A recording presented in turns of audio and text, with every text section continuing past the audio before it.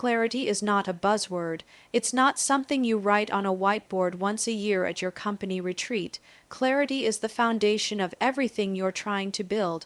When you say you want to grow, what exactly does that mean?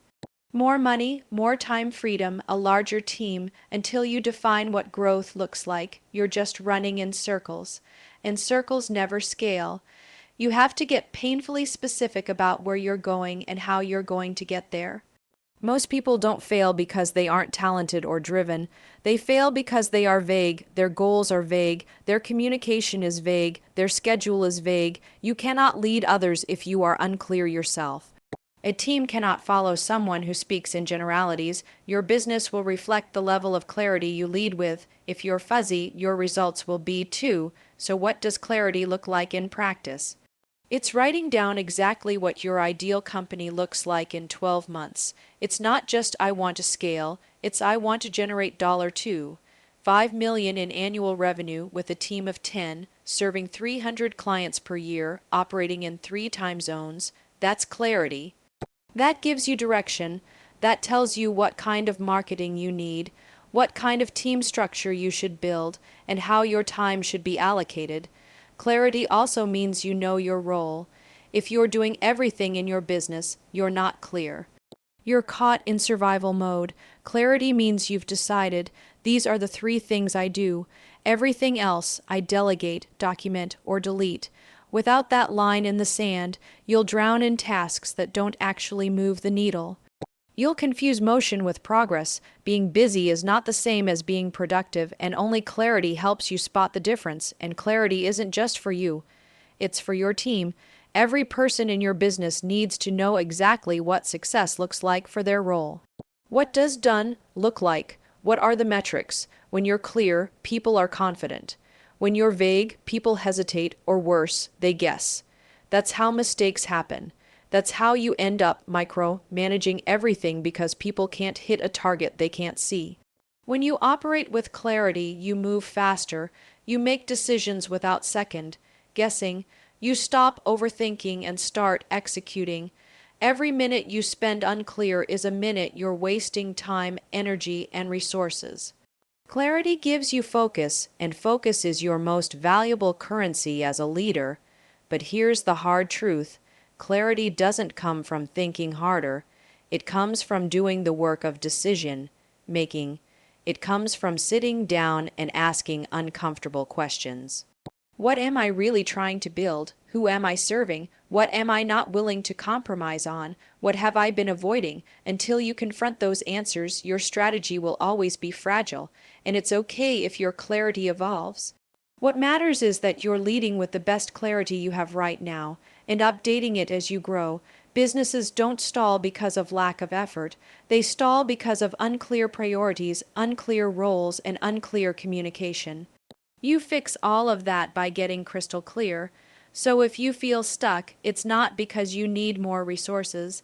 It's because you need more clarity. Stop scrolling. Stop researching. Sit down and write out exactly what you want, who you serve, how you'll deliver, and what success looks like in every area of your business. Then communicate that until your entire team can repeat it in their sleep. Clarity doesn't guarantee victory, but without it, victory isn't even possible. It's the GPS for your business. Without it, you're just driving around burning fuel and calling it progress.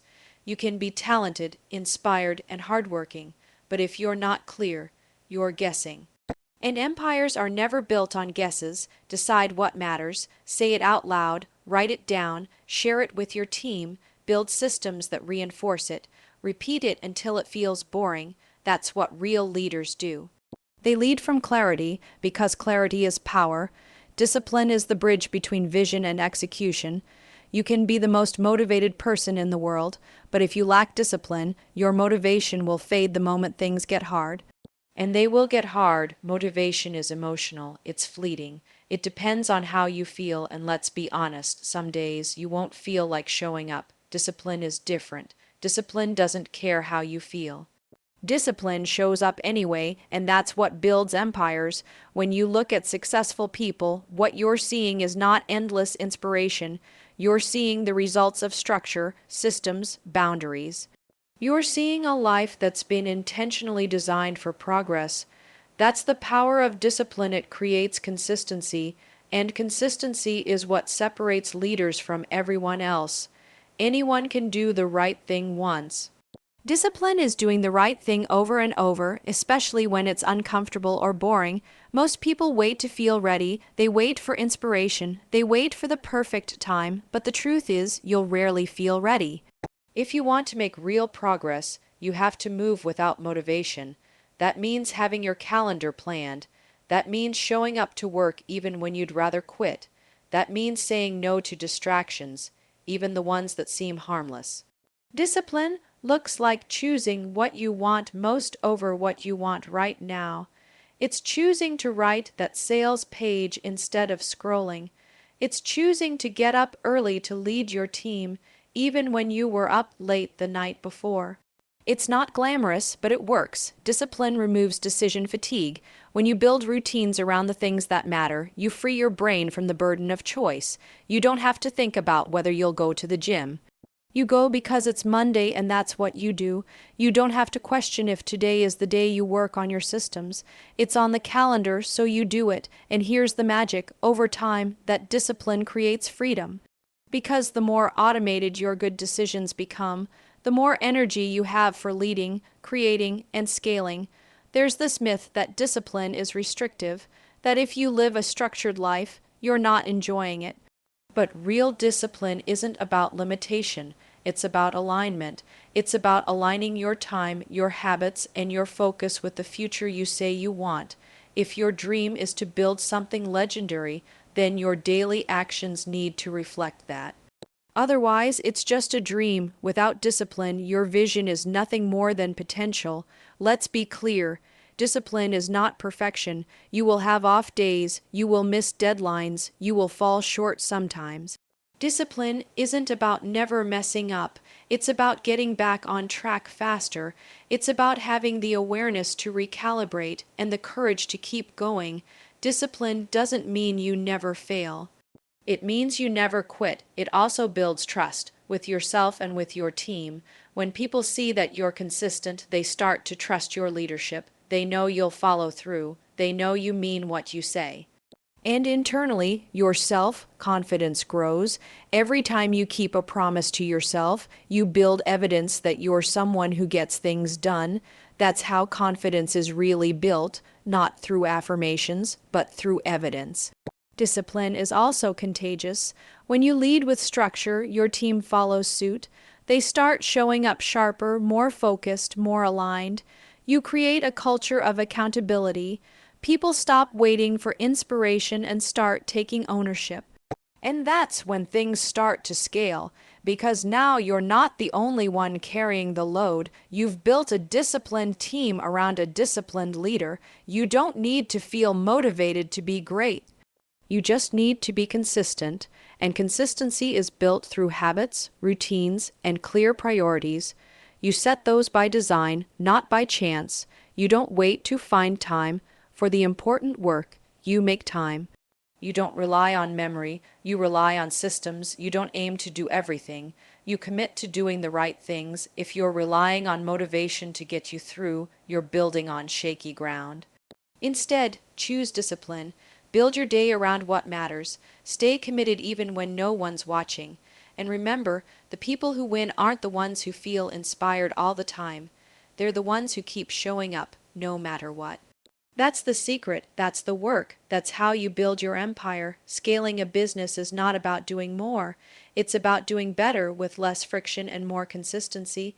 The moment you decide to grow, you step into a different game. You can no longer rely on hustle alone.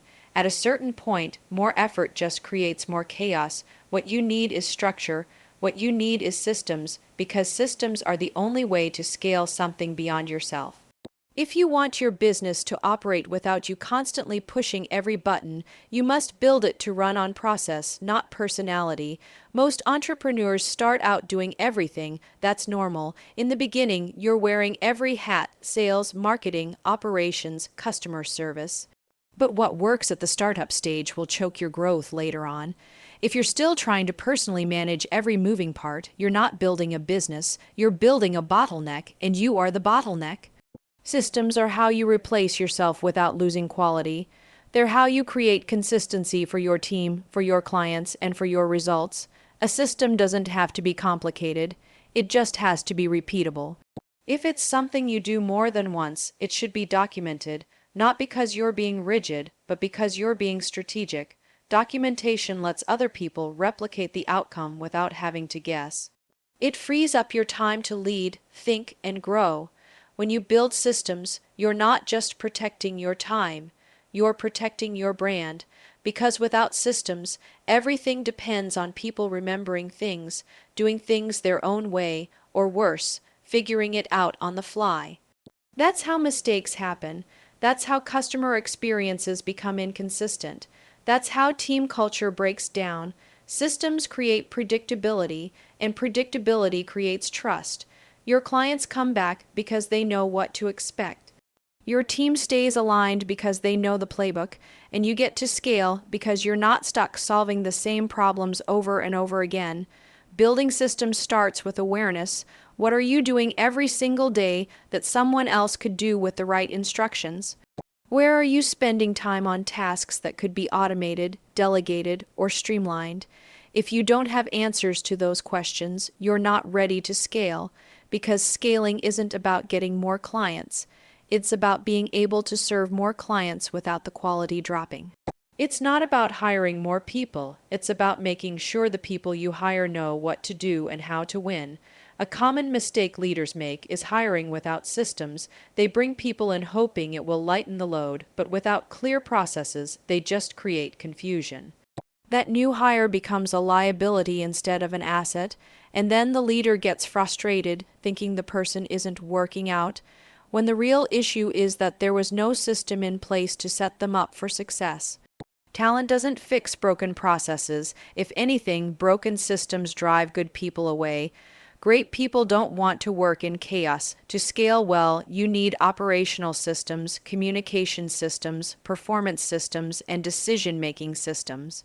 That doesn't mean everything is automated or robotic. It means there is clarity.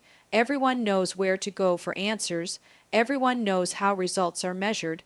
Everyone knows how information flows, how feedback is given, and how to handle the most common challenges. Your job as a leader is to pull yourself out of the weeds and start architecting. Look at your business like an engineer, not just a founder. Ask yourself, if I had to double this business in the next 12 months without doubling my time, what would need to change? That's the mindset. That's the frame that helps you stop building a job and start building a machine. Systems also create scalability in your thinking. When you free yourself from daily chaos, you start thinking longer term. You see opportunities more clearly. You make better decisions because you're not constantly reacting, and that shift from reactive to proactive is the turning point for most leaders. It's where the real scaling begins.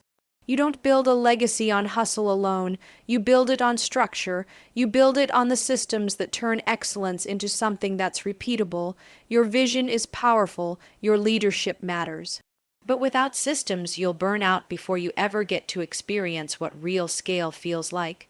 So if you want to go further, if you want to serve more people, lead more effectively, and grow a business that thrives with or without you, start building systems.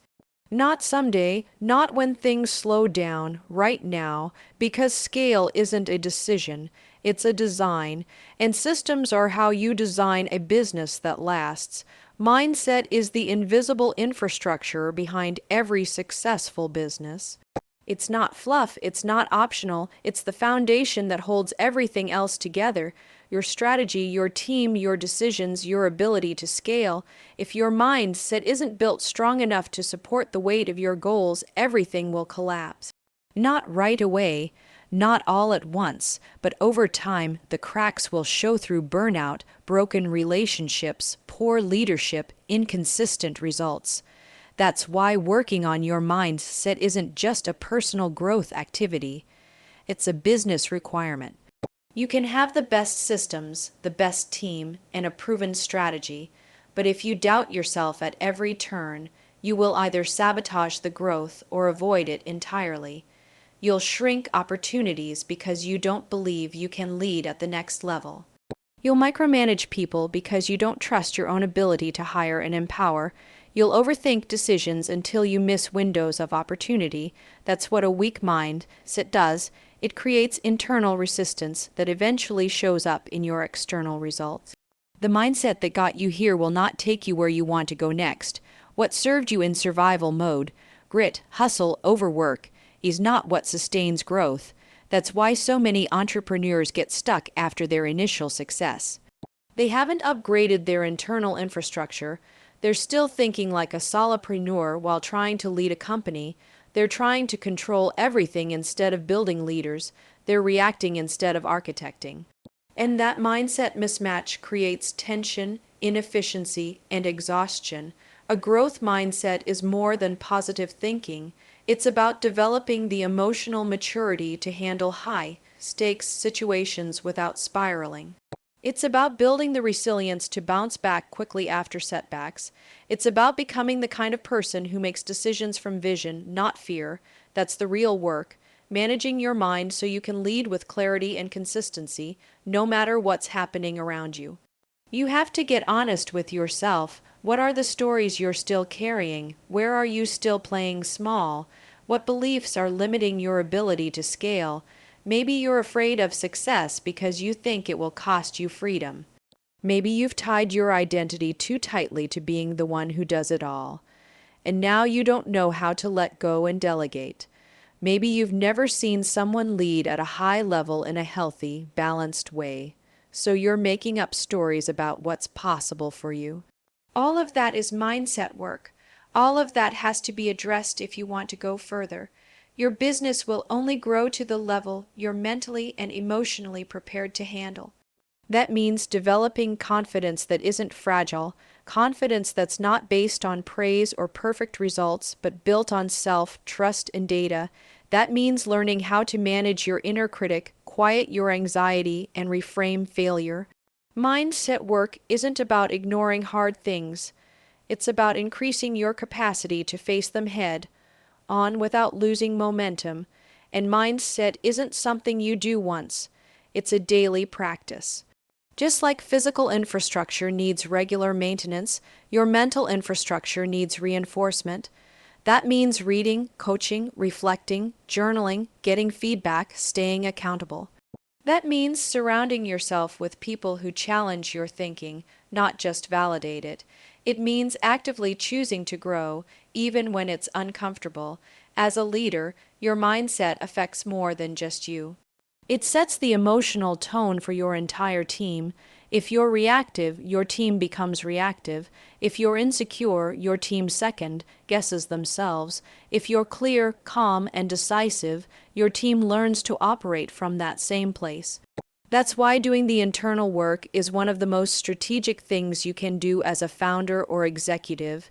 You are the culture, you are the standard, you are the infrastructure.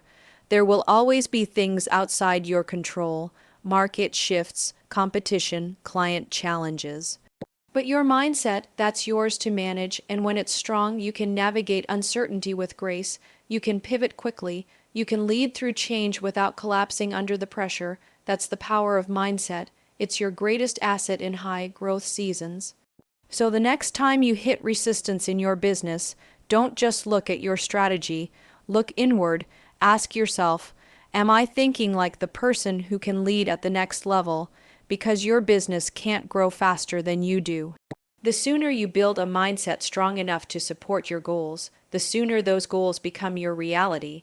Mindset is infrastructure, and if you want to build an empire, start there. Victory isn't a single moment of applause, a flashy headline, or a viral post. It's not the award on your shelf or the one big launch that went well. Real victory is the result of compounded effort, deliberate decisions, and staying aligned with your vision long after the excitement wears off. It's not what happens in a day, it's what happens over time when you choose consistency over chaos, systems over guesswork, and discipline over drama. So many people chase the feeling of victory. They want the dopamine hit, the recognition, the win, but they haven't done the work to earn it. They're addicted to the high of starting things but rarely finish. They start a new strategy every few weeks. They pivot without assessing. They chase new trends hoping one will work, but victory doesn't come from constant pivoting. It comes from commitment, from deciding what matters and showing up for it. Whether it's fun or not, victory is not accidental. It's engineered, it's architected through choices, habits, and leadership. You build it when you hire intentionally, when you lead meetings with purpose, when you track performance instead of hoping everything just works out. You build it when you stop doing the work of 5 people and start building a business that runs without you. You build it when you move from reactive to proactive, from scattered to structured. You can't win if you're always starting over. And every time you abandon a strategy too early, you delay the outcome you're capable of achieving, you reset the clock, you confuse your team, you undermine your own momentum. That's why some businesses stall even with great people and solid products. The problem isn't what they're doing, it's that they don't do it long enough to master it. They look for a new moment instead of committing to the outcome. Victory also demands clarity. You can't arrive at an outcome you haven't defined. If you haven't made it specific, how much revenue, what kind of culture, what market you're serving, how you'll scale, then you're not chasing a victory, you're just moving, and motion without direction is exhausting. People don't burn out because they're working hard. They burn out because they're unclear about why it matters. Leaders who win don't chase every opportunity. They measure every opportunity against the outcome they're building toward. If it doesn't fit the mission, it's a no. That kind of focus isn't easy, it's not flashy, it doesn't always look impressive on the outside, but it works because staying aligned compounds faster than constantly shifting lanes. Victory also requires resilience. Not everything will go your way. You'll make wrong hires, you'll launch things that flop, you'll lose clients, you'll face setbacks that shake your confidence. That doesn't mean you've failed. That's part of the process. Victory comes from how you respond, not just how you plan. You have to be able to recover quickly, learn fast, and stay in the game, because the truth is, most people don't lose, they just quit too soon. You'll know you're operating from a victory mindset when your decisions are rooted in long-term outcomes, not short-term emotion, when you're not thrown off by a bad week, when you keep executing even when it's hard. When you stop chasing inspiration and start living in alignment with your values and your vision, that's where real progress happens. And here's the part most people miss. Victory is not just about business success. It's about how you feel when you wake up in the morning. It's about whether your work energizes you or drains you, whether your team respects you, whether your business is in alignment with the life you actually want to live. Because what's the point of building a 7-figure company if it costs you your health, your relationships, or your peace of mind? Victory is holistic. It's built in your calendar, your communication, your commitments. It's not one big moment. It's how you show up on the days no one is watching. It's the conversations you have with your team when things get messy. It's your ability to hold the vision when everyone else is tired. It's found in the rhythm of execution, the discipline of follow-through, and the courage to stay on course. You're not here to win once. You're here to build something that lasts. And that means redefining victory, not as a moment of validation, but as the outcome of leadership, clarity, and consistent execution over time. That's what separates the dreamers from the builders. Builders don't wait for victory to feel good. They build systems that create it, and then they repeat it.